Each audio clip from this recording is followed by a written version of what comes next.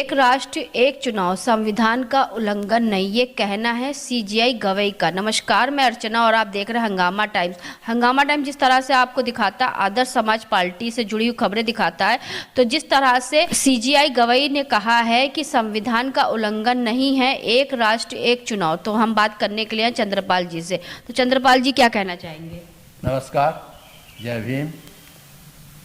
आपने मुद्दा तो बहुत पहले से डिस्कस होता चला आ रहा है, उसको महत्वपूर्ण मुद्दे को लिया है एंड माननीय पूर्व मुख्य न्यायाधीश श्री गवई साहब ने कहा है कि इसे ये संभव है और इलेक्शन का अमेंडमेंट की कहीं ज़रूरत पड़ती है इधर कदा तो वो किया जा सकता है। इसलिए ये संभव है क्योंकि खर्चा भी नहीं होगा। जनरली खर्चा कम से कम हो, इस बात की बहुत पहले से आवाज़ उठती चली आ रही है, क्योंकि जिनके पास धन है वो ही शासन में, सत्ता में स्थान प्राप्त कर जाते हैं। एक राष्ट्र एक चुनाव जो कहा गया वो तो सही है कि चलिए सरकार जिस तरीके बता रही है कि जो है अगर एक राष्ट्र और एक चुनाव होगा जिसपे खर्चा भी कम होगा, पैसा बहुत बचत होगा, लेकिन पैसा किस तरीके से बचत होगा जब इतना प्रचार प्रसार होगा, जगह जगह होल्डिंग लगेगी, जगह जगह एक नेता विधायक के साथ में कम से कम दसियों गाड़ियाँ निकलती हैं और दसियों गाड़ी जब निकलती हैं तो वहाँ पे हज़ारों का ट्रैफिक रोक दिया जाता है। यानी कि एक नेता विधायक के निकलने के चक्कर में हज़ारों लोगों को रोक दिया जाता है, यहाँ तक का एम्बुलेंस तक भी फंसी रहती है। नहीं, मैं बिल्कुल आपसे एग्री करता हूँ, क्योंकि जो प्रैक्टिकली फील्ड में देखा गया है उससे महसूस होता है कि खर्चा तो लुभावना लगता ही है कि साहब खर्चा कम होगा, मगर खर्चा वैसे भी तो सोचा जा सकता है किस तरह से कम होगा। आप जो आपके इलेक्शन कमिश्नर हैं वो अगर चाहें तो इस खर्चे को कम से कम कर सकते हैं। हमने पार्टी आदर्श समाज पार्टी बनाई थी ये सोच के कि देख देख करके कितना खर्चा होता है, इतना खर्चा होता है, हर कैंडिडेट खर्चा करता है, इवन प्रधानों के इलेक्शन में भी इतना खर्चा होता है, तो फिर इस सब को जो बंद करके एक इलेक्शन हो जाए सारे देश में तो बड़ा अच्छा लगा। मगर गहराई से सोचने पर ये महसूस हुआ कि खर्चा के कम करने के और भी ढंग हो सकते हैं जो कि बिना संविधान के अमेंडमेंट किए हुए भी हो सकता है। उसमें सिर्फ यह है कि जो हमने 12 पॉइंट दिए थे जिस दिन पार्टी बनाई थी, उसके बाद के कैसे खर्चा कम हो, क्योंकि खर्चे से ही सब कुछ नुकसान होता है। हमारी मिसेज भी 4 बार इलेक्शन हार गई बिकॉज हम लोग खर्चा नहीं कर सकते थे और लोगों के पास पैसा होता था। तो इसलिए हमने बहुत गंभीरतापूर्वक सोच कर हमने खुद आफ्टर इलेक्शन, हालांकि आफ्टर रिटायरमेंट हमारे प्राइम मिनिस्टर तक ने हमसे कहा और उन्होंने भी कहा कि आप हमारी पार्टी आ जाओ, हमारी पार्टी आ जाओ। हम नहीं आ पाए क्योंकि हम जानते थे कि ये सब दिखावा है और जब तक पैसा नहीं होगा आपके पास तब तक कुछ नहीं कर सकते। खर्चा करने के लिए हर आदमी पैसा चाहिए, उसको दूर करने की बात हमने 12 पॉइंट लिखे थे इलेक्शन कमीशन को, मगर आज तक इलेक्शन कमीशन ने कभी ये आवश्यकता नहीं समझी कि हम जैसे आदमी जो MSc फिजिक्स किया, उसने PhD किया, डीलिट किया, तमाम इलेक्शंस देखे और कराए और बदमाशों के खिलाफ कार्रवाई सुनिश्चित की जिससे कि इलेक्शन में खर्चा वर्चा ना हो पाए, बूथ कैप्चर नहीं हो पाए, मगर सबको इग्नोर करते हुए उन्होंने एक जवाब तक नहीं दिया कि क्यों नहीं हो सकता। हमने सिंपल सी बात करी कि 5 एक कंस्टिट्यूंसी में, MP की कंस्टिट्यूंसी में 5 लगभग सीट होती हैं MLA की, तो उनके खर्चे के लिए आप 2 लाख रुपए पर कंस्टिट्यूंसी भी रखें तो ज़्यादा ज़्यादा 10 लाख रुपया हो सकता है। और 10 लाख रुपया का मिडिल का आदमी जो रिटायर्ड हुआ हो, हम जैसा आदमी, वो भी 10 लाख रुपये तक खर्चा जनता से मिल करके खर्च कर सकता है और इलेक्शन लड़ सकता है। मगर जहाँ उसके बात को इग्नोर करते हुए हमें दिखाया कि उसमें तो और बढ़ा दिया गया, बढ़ोतरी कर दी। हमारे उस 12 पॉइंट्स को ध्यान में न रखते हुए हमने ये कहा था कि जिस दिन भी पार्टी रजिस्टर होती है उसको एक तो सिंबल दे दिया जाए, तो सिंबल देने के जब पहले ही मालूम हो जाएगा कि वो क्या सिंबल लेके घूम रहा है तो उसका प्रचार ऑटोमेटिकली हो जाएगा। जब आप सिंबल ही नहीं लेंगे, अभी तक मेरी 2011 में 18/2/11 में रजिस्टर हुई थी, आज तक परमानेंट सिंबल नहीं मिल पाया क्योंकि वो चाहते हैं कि रुपया पहले आप कुछ करके दिखाइए, जीत के दिखाइए सीटें, और सीटें जीतने को जब निगाह देखी जाती है तो पता लगता है कि जिसके पास लाखों करोड़ों रुपया खर्च करने के लिए वही जीतता है। तो आप फिर अनुमान लगाइए कि कैसे कौन सा इलेक्शन की बात आई, कौन से खर्चे के ऊपर हुई। खर्चा के मतलब नहीं है, ये सिर्फ कुछ लोगों के मंशा है कि एक बार इलेक्शन कर लो, एक बार बूथ कैप्चरिंग वगैरह करा लो, चाहे वो बूथ बैलेट पेपर से हो, चाहे आपका ईवीएम से हो, और उसके बाद छुट्टी, कोई दिक्कत नहीं है, आप कर लो, चिल्लाते रहिए आप, फिर अमेंडमेंट कराते रहिए। तो इसलिए जो वन नेशन वन इलेक्शन का जो बात है, और जो हमारे पूर्व चीफ जस्टिस ऑफ इंडिया ने जो कहा है कि हो सकता है, संभावना हो सकती है, बट ये मुझे इम्प्रैक्टिकल लगता है कि इम्प्रैक्टिकल होने की वजह से ये नहीं होना चाहिए, संभव नहीं है। और संभव है कि ये कर सकते हैं, आपके ग्रुप बना सकते हैं कि एक पर्टिकुलर ग्रुप कुछ स्टेट्स का एक बन जाए, एक बार उनका हो जाए, दूसरी तरफ हो जाए, तो जिससे समय कम होगा और एक तरह का वो मंशा जो है पूरा हो सकता है। माननीय प्रधानमंत्री हैं, अब हर इलेक्शन में जाते हैं, हर गांव जाते हैं, तो ये तो खर्चा होना। अभी तो आसाम में गए जहाँ उनका संबोधन हो रहा है, जहाँ पे लाखों लोग हैं। अब लाखों लोग हैं, उनका इतना बड़ा मंच है, इतने बड़े मंच से वो संबोधन कर रहे हैं, जहाँ पे उनके सैकड़ों स्पीकर लगे हुए हैं। तो जब इतने एक आसाम जाने के लिए, जाने और आने में इतना खर्चा, वहाँ पे फिर जो संबोधन कर रहे हैं इतने बड़े मैदान में कर रहे हैं, और जो पूरा वहाँ का प्रचार प्रसार हो रहा है, तो वहाँ का खर्चा, वहाँ का भी अगर उनका एक वहाँ पे दौरा हुआ है तो वहाँ पे भी कम से कम 1 करोड़ से लेकर 5 करोड़ तक का खर्चा हुआ। देखिए, ये तो आपने माननीय प्रधानमंत्री की सभा के बारे में बात की, वो तो खैर प्रधानमंत्री हैं, देश की 140 करोड़ लोगों के प्रधानमंत्री हैं, उनकी तो हो खर्चा मान भी सकते हैं। हमने तो उनके खर्चे की बात नहीं कर रहे, हम एक राष्ट्र और एक चुनाव के खर्चे की बात कर रहे हैं कि अगर हम इन सब छोटी छोटी चीज़ों को लेकर के अभी से हम सब चीज़ को कंट्रोल करें खर्चे की, तो सिर्फ चुनाव पे ही पैसा नहीं खर्चा होता है, प्रचार प्रसार में, लोगों के आने जाने में, और जो इतने लोगों की गाड़ियां चलती हैं, गाड़ियों में, इसमें लाखों करोड़ों अरबों रुपए खर्चा होता है। अभी यही अरबों रुपए खर्चा जो है, जो अस्पतालों में मरीज मर रहे हैं और जो लोग पढ़ नहीं पा रहे हैं और जिनको अच्छी शिक्षा नहीं मिल पा रही है, यही अरबों रुपए अगर इन सब चीज़ों के लिए खर्चा हो, तो हमारा जो भारतवर्ष सोने की चिड़िया था, सोने की चिड़िया है, सोने की चिड़िया रहेगा, वो ऐसे ही आगे ही बढ़ता रहेगा। और उसको कभी कोई किसान पैसे की कमी से आत्महत्या नहीं करेगा। खर्चा कम करने के लिए हमारे पास फॉर्मूला है, क्योंकि हम तो प्रैक्टिकली करा चुके हैं, हम बता चुके हैं कि हम 4 हमारे धर्मपत्नी को टिकट दिया गया ज़बरदस्ती, वो आ रही, कुछ पैसे नहीं थे इसी वजह से, और के इलेक्शन हमारे, उसका एक ही सॉल्यूशन निकलता है कि आप जो है प्रचार प्रसार में जो खर्चा होता है उसके लिए एक तो ये कर दिया गया कि बड़ी बड़ी पार्टियां प्रचार प्रसार कर लेती हैं, सरकारी खर्चे के आधार पर किसी भी सरकार के दौरे में उसमें सरकारी पैसे को खर्च न किया जाए, वो अपनी जेब से जो इलेक्शन लड़ रहा है, इलेक्शन अपनी जेब से खर्च करे। और दूसरा एक लिमिट होनी चाहिए कि 10 लाख से ज़्यादा एमपी के चुनाव में नहीं खर्च करने दिया जाए, उससे कम ही रखा जाए, तो ऑटोमेटिकली जब कानून में आ जाएगा ये, तो खर्चा ज़्यादा होने का सवाल ही नहीं उठता। पहले बहुत बड़े होर्डिंग लगाई जाती थी, तमाम कपड़े के बना के पोस्टर टांगे जाते थे, वो खर्चा ही था उनका लगाने का, उसका वो बंद हो गया। तो जब वो बंद हो गया तो ये भी बंद हो सकता है। इसके बंद करने के लिए बड़ा आसान तरीका है कि आप जहां इलेक्शन हो रहा है उस सीट के जितने भी कैंडिडेट हैं वो खड़े हों और कैंडिडेट अपनी बातें कहें जनता के सामने कि हमारा उद्देश्य ये है, हमारी पार्टी का उद्देश्य ये है और हम इस रास्ते पर चलेंगे। हम राजनीतिक अपराधीकरण, भ्रष्टाचार और बेईमानी वगैरह और सांप्रदायिकता बढ़ाने वालों को नहीं। एक सवाल आपसे और करेंगे, जैसे चुनाव आ रहे हैं, नज़दीक आ रहे, विधायक के चुनाव नज़दीक आ रहे हैं, जो चुनाव आते हैं और जहाँ पे बूथ के ऊपर लोग जाते हैं अपना वोट डालने के लिए, ठीक, आप ये सब खबरें सुनते होंगे कि वहाँ लड़ाई झगड़ा हो गया, वहाँ लोगों को वोट डालने नहीं दिया जा रहा है, देने नहीं दिया जा रहा है। वहाँ पे अगर कोई वोट देने जा रहा है, अगर किसी को पता चल गया ये सपा को देने जा रहा है या बसपा को देने जा रहा है या बीजेपी को देने जा रहा है, अगर वहाँ बीजेपी वालों की संख्या अधिक होगी, सपा वालों की संख्या कम होगी, तो सपा वाले बीजेपी वालों को मारेंगे और बीजेपी वाले सपा को मारेंगे।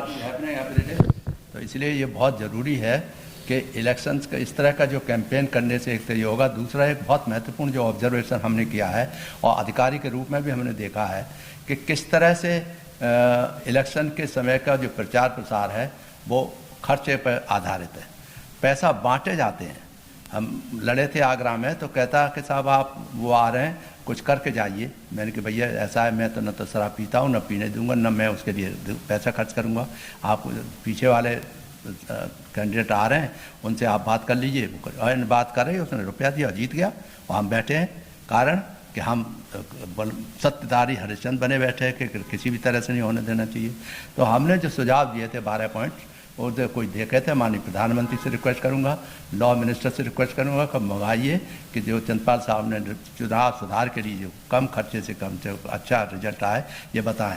एक और है कि सरकारी अधिकारी और सरकारी इलेक्शन के समय में और मंत्री महोदय लोग जो हैं वो इलेक्शन के कैंपेन करने जाते हैं, इलेक्शन के नाम से न जाके इनडायरेक्टली जाते हैं, बट अल्टीमेटली बातें वही करते हैं जो उनको फ़ायदा लाभबंद होता है। तो ये बंद होना चाहिए, क्योंकि माननीय मुख्यमंत्री प्रधानमंत्री वो उनके इस तरह का प्रचार प्रसार तो यही है कि प्रेस कॉन्फ्रेंसेज हैं, उनके माध्यम से आप कम से कम खर्चे पे खर्चा करिए। तो खर्चे का तो कोई बात जस्टिफाइबल है नहीं। अभी हमने देखा कि किसी गांव के प्रधान का इलेक्शन होने वाला है कुछ दिनों बाद यूपी में, उसमें एक प्रधान का कैंडिडेट 55 गाड़ियां लेकर के निकल पड़ा। 55 प्रधानी के चुनाव प्रधानी के चुनाव में, तो फिर दूसरा निकल पड़ा 55 से 56 से लेकर। इस तरह का कंपटीशन जो होता है वो को सब पे बैन होना चाहिए कानूनी पॉइंट ऑफ व्यू से। दूसरा ये कहा कि क्रिमिनल्स का ऊपर बहुत खर्चा होता है। आजकल तो ये लोग यही जानते हैं ना, और ये लोग यही सुनते भी हैं, जो दिखता है वो बिकता है। जो तो वो सभी लोग ये चाहते हैं कि हम दिखे और हम बिके, और जब तक वो अपना भौकाल नहीं दिखाएंगे तब तक उनका कोई चीज होगा। दूसरा एक बहुत महत्वपूर्ण पॉइंट है, जो क्रिमिनल्स हैं उनको कंट्रोल करने में बहुत अपार खर्च होता है, चाहे वो राज्य गवर्नमेंट का हो, सेंट्रल गवर्नमेंट का हो, अधिकारियों कर्मचारियों पे हो या आपसे ही में हो, ये बहुत बड़ा खर्चा होता है। इस खर्चे को रोकने के लिए तो सिंपल है, सुप्रीम कोर्ट ने भी कहा कि क्रिमिनल्स को टिकट नहीं मिलना चाहिए। क्यों दिया जाता है क्रिमिनल्स को टिकट? क्योंकि उनका पैसा होता है ना, उनके पास पैसा होता है, पैसा बांटते हैं, और ये सब जानते हैं हजारों करोड़ रुपया पकड़ा जाता है। ऐसे से नहीं, अगर कोई नहीं बिकेगा तो उसको गोली मार देंगे। तो इसलिए ये सब होते हुए भी ये सब बातें कहना ठीक है। हमारे चीफ जस्टिस ऑफ इंडिया की जो बात कही है, उन्होंने तो आदर्श बात कही कि संविधान के अमेंडमेंट की ज़रूरत नहीं पड़ेगी और संविधान के विदिन बेसिक स्ट्रक्चर के अंतर्गत हम फॉलो कर सकते हैं। बहुत ही अच्छा लगा, माननीय प्रधानमंत्री का ये आइडिया बहुत अच्छा है कि खर्चा वो चिंता करने लगे हैं कि खर्चा कम होना चाहिए।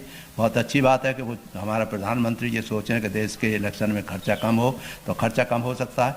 मगर मैंने ऑब्जर्व किया है, हमने किया, हम मियाँ बीवी दोनों पॉलिटिशियन हैं, एक तरह से ऑब्जर्व किया है कि इलेक्शन के समय ही प्रधानमंत्री की जो ट्रिप्स होती हैं वेरियस स्टेट्स में जा जाके तो वो अजीब सा लगता है। पहले प्रधानमंत्री होते थे जो हमने इलेक्शन देखा, वो मुश्किल से एक आध दो जगह गए थे, उसी से प्रचार हो जाता था। और यहाँ तो आप प्रचार के अलावा कुछ है ही नहीं। प्रचार में खर्चा नहीं होता क्या, चाहे जनता का खर्चा हो, चाहे और सरकार का खर्चा हो, चाहे किसी का खर्चा हो, ये खर्चा किसी बहुत ही उपयोगी काम में प्रयोग किया जा सकता है। एक सिंपल ये है, हमने कहा शिक्षा, स्वास्थ्य और जो है लोगों के रोजगार में, हाँ रोजगार मेरे सब कुछ है, सब चीज़ के काम आ सकता है। दूसरा खर्चा बहुत बड़ा खर्चा होता है, शादी विवाह में होता है। शादी विवाह में जो आइडियल शादियां होने लगी कुछ लड़कों की, तो बहुत खुशी की बात होती है। तो ये ऐसे काम करना चाहिए जिससे अनावश्यक खर्चा बंद हो, मैंने उस पर बैन लगना चाहिए कि इतने से ज़्यादा शादी में खर्चा नहीं होना चाहिए। अब करोड़पति अरबपति जो अपने लड़के लड़कियों की शादी कर रहे हैं, तो दिखावा हो रहा है, यानी क्या करोड़ों रुपया खर्च हो रहा है। और उससे क्या होता है, सारी जनता के अंदर जो दूसरे सामान्य वर्ग के लोग हैं, जो गरीब लोग हैं, उनके दिमाग में ये आता है कि हमारी शादी कैसे होगी, कैसे अच्छे घर में जा पाएंगे। तो ये भी है कि खर्चा उस पर भी बैन लगाइए और सुनिश्चित करिए। और हमारी लड़कियों का ग्रुप बनने चाहिए। हमने तो कहा कि लड़कियों के ग्रुप होने चाहिए, और वो लड़कियां जो शादी वादी विवाह में कहीं भी कोई शादी मालूम पड़ जाए उनको कि इसमें दहेज का आदान प्रदान हो रहा है, तो लड़कियों के ग्रुप को इजाज़त होनी चाहिए कि वो शिकायत करें खुलेआम, एंड ज़रूरत पड़े तो उनको कानूनी ढंग से कार्रवाई कराना सुनिश्चित कराएं, जिससे कि खर्चा कम हो। खर्चा देश में बहुत ज़्यादा अनावश्यक खर्चा बैन होना चाहिए, हर जगह होना चाहिए। और वो खर्चा जो आपने कहा कि एजुकेशन के लिए अच्छी एजुकेशन, सस्ते में सस्ते एजुकेशन मिलनी चाहिए, सबको बराबर की एजुकेशन, एक सी एजुकेशन होना चाहिए। एजुकेशन कुछ मालदार लोग हैं वो तो अच्छी एजुकेशन दिलवाते हैं, फ़ॉरेन भेजते हैं, और फ़ॉरेन लोग चले जाते हैं, आजकल फैसिलिटी भी है, चले जाते हैं, मगर फिर भी खर्चा उस एजुकेशन पर खर्चा करके बराबर के स्कूल्स जो है स्किल डेवलपमेंट की तरह से, ऐसे ही उनका भी अच्छी योजनाओं के लिए स्कूल, मॉडल स्कूल खोले जाने चाहिए, जहाँ बच्चे वहीं रहें, वहीं खाएं, वहीं पढ़ें, वहीं आगे बढ़ने के लिए अपने सारे तरकीबें निकालें। इस तरह का जब होगा तब एक आदर्श मानव बनेगा, फिर आदर्श समाज बनेगा और तब ये आदर्श राष्ट्र बन सकता है।